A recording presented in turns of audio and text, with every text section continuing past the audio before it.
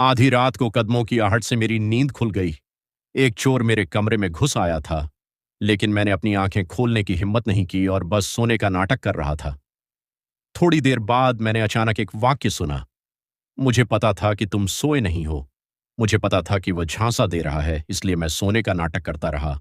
क्या वह सच में जागा नहीं था? वह काफी गहरी नींद में सो रहा था।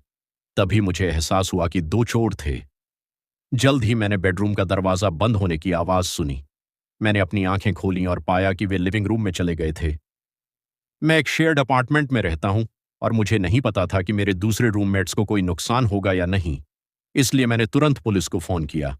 मुझे लगा कि वे चीजें चुराने के बाद चले जाएंगे, लेकिन थोड़ी देर बाद मेरे बेडरूम का दरवाजा फिर से खुल गया। मैंने जल्दी से अपनी आंखें बंद कर लीं और सोने का नाटक किया। वे फिर से अंदर क्यों आए? क्या वे मुझे जगाने से डरे नहीं थे? जब तक मैंने एक आवाज सुनी जो पूछ रही थी, तो तुम उसे मार ही डालोगे? मेरा दिल तुरंत रुक गया और मुझे एहसास हुआ कि वे सिर्फ चोर नहीं थे। चोर पैसे के पीछे होते हैं, वे किसी को मारने के बारे में क्यों सोचेंगे? थोड़ी देर बाद वे फिर से बाहर चले गए। मैंने तुरंत अपना फोन निकालकर लिविंग रूम का सिक्योरिटी कैमरा चेक किया। जैसे ही मैंने फुटेज देखा, मैं डर के मारे लगभग चीख ही पड़ा। मेरा रूममेट झांग शुआई मर चुका था। सच में दो चोर थे, एक लंबा और एक छोटा, लेकिन दोनों ने मास्क पहने हुए थे, इसलिए मैं उनके चेहरे बिल्कुल नहीं देख सका। और उस समय वे अभी भी ध्यान से लिविंग रूम की तलाशी ले रहे थे। तभी मेरे दूसरे रूममेट लियू मांग ने मुझसे संपर्क किया। क्या तुम घर पर हो? अभी भी जाग रहे हो? मुझे लगा जैसे मुझे कोई बचाने वाला मिल गया हो और मैंने जल्दी से उससे मदद की भीख मांगी। तुम बदमाश! एक बुरा आदमी मेरे घर में घुस आया। मुझे बचाने के लिए पुलिस को बुलाओ।